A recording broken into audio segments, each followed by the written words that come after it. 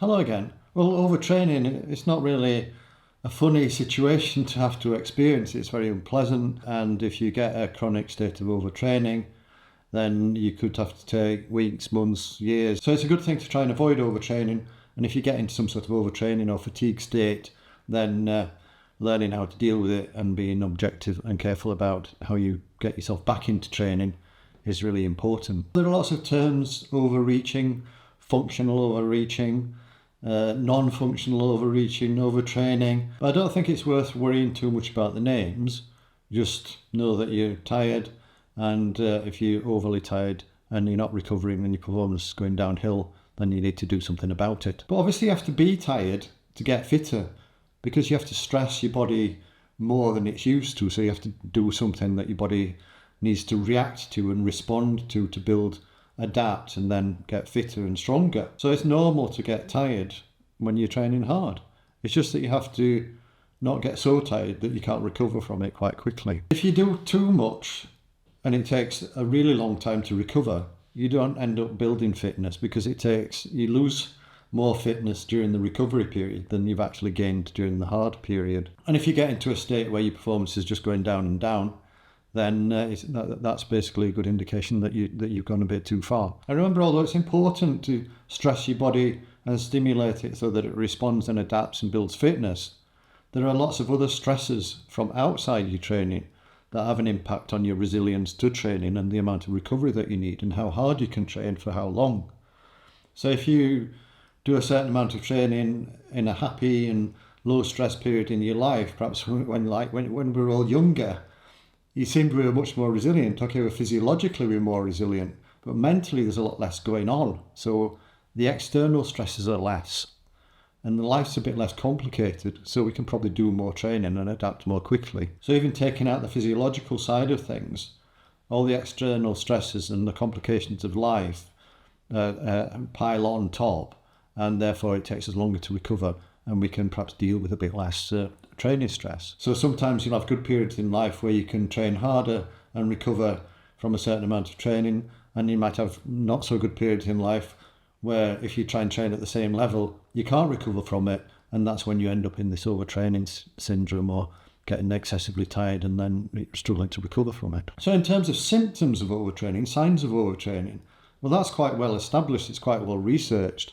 And you might not exhibit all these signs, but if you exhibit some of those signs and you're not getting better, then it's time to take notice. So I'll just read, I've got a list here, so I'll just read through the list, which means I won't be looking at the camera. Frequent illness, if you're getting ill frequently, if you get infections that other people aren't getting, and it takes you a long time to recover from those infections, then that can be a sign that you're overdoing it a little bit. All these signs might be signs that you're overdoing it a bit in life. It doesn't necessarily mean that you're overtraining, but it does mean that if you're overdoing it, you have to do something about it. That might be due to overtraining, or it might just be due to life stress. If you're losing motivation, if you can't be bothered to get out training when you're keen to get out the door and get on the bike or get on the indoor trainer, and you're much more enthusiastic.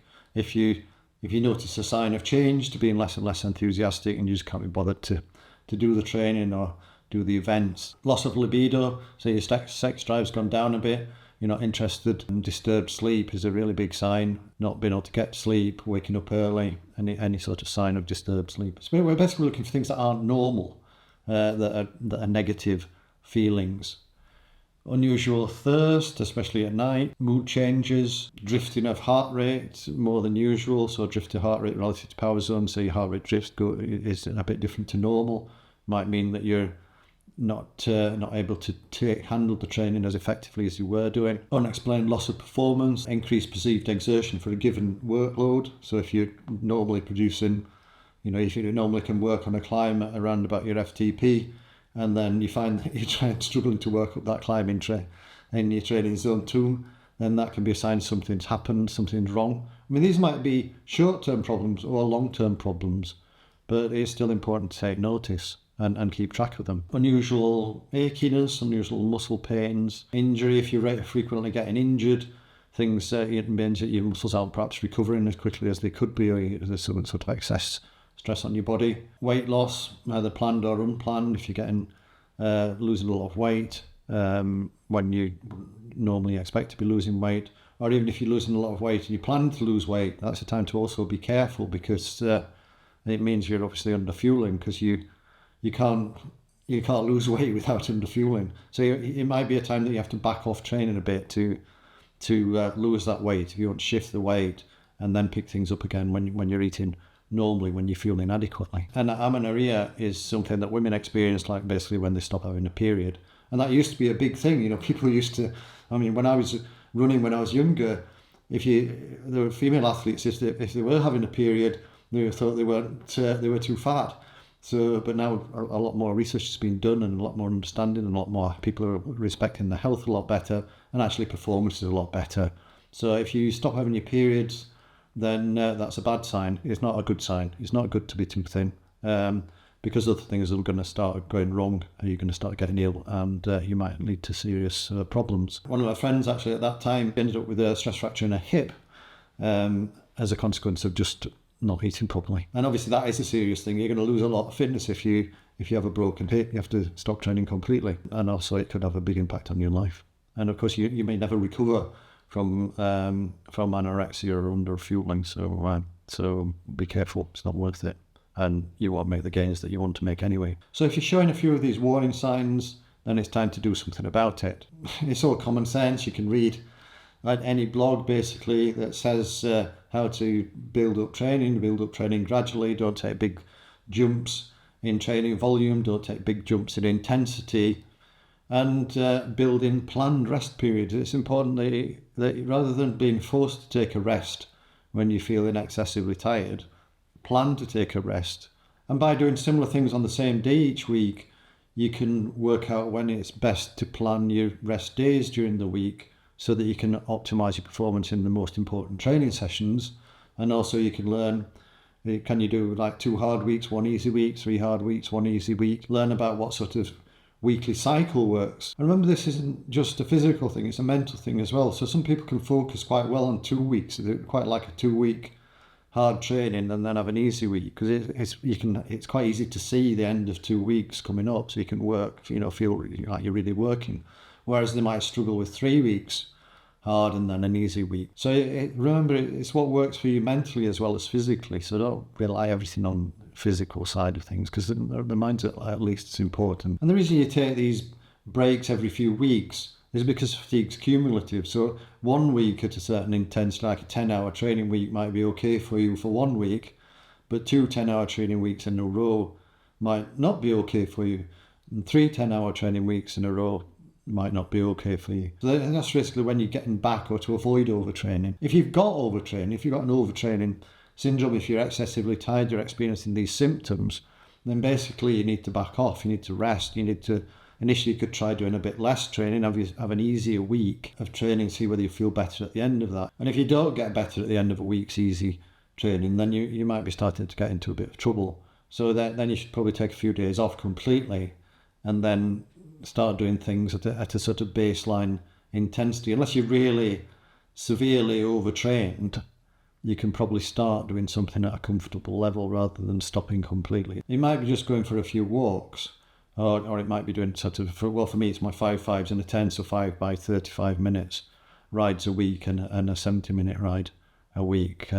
That's my sort of baseline where I step back to if I've overdone it a bit and I need to take time off. I have time off and then get back into it. And that's what I do with a lot of the athletes that I coach, a bit of time off and then back into it. Although I can't say that a lot of the athletes that I coach suffer from overtraining. Fortunately, I must be doing something right. And then you just have to keep doing that until you start to feel better. And then we start feeling better, you can build up in a sensible way. And get help if you can, get an objective help. If you've got a training partner or a family member that understands that it's normal to be tired and it's normal to suffer in training, but that you should recover in a certain sensible period of time, that somebody who understands sport can help you. Or you can get a professional like a coach, and if we can help you, then we'd love to help you. And one thing that's quite common is that sometimes people approach Claire and I and say that they're interested in being coached, interested in working with a coach, but they're going to train by themselves for a bit until they've built some fitness, and then when they're fit enough, they'll start working with a coach. Well, that's basically a bit backwards, because the most important time, the most difficult time can be when you're building up your fitness, because a lot of things change, your FTP changes, or your zones might change. When you're building your fitness, you're more likely to overdo it and not recover from it, because the fitter you are, the more resilient you are. So therefore, it's often better to start working with a coach, and then if you feel that you can't sustain, if it's too expensive for you, you can't maintain that sort of investment level, to back things off then, rather than say, I'm going to build fitness on my own and then start working with a coach. Because it's the building time that's probably the most difficult time. And when you are actually fit, it's quite easy to sustain a sensible routine and continue to build fitness. So if you are struggling, it might be worth making that investment in yourself and employing a coach for at least a month or a few months to get yourself built up and on track. And if that happens to be us, then great. If it's another coach, then great, but we'd love to help you. And of course, if it's financially not viable to work directly one-to-one with a coach, then still get in touch with us, because we'll help you as best we can informally as well, like responding to emails and comments in YouTube. And of course, we've got this EBR Cycling Club, which is a much more affordable option, and you get our support there, and you get the support of the people in the club. So if you've continually been struggling to get some traction on your own, then get in touch with somebody and get some help, because it makes a huge difference, and you don't have to. It stops you suffering, and I know what it's like to suffer with fatigue. I've certainly been there myself, and that's one of the reasons I'm a coach. Okay, I hope you find that useful. Let us know, and I'll see you next time. Bye.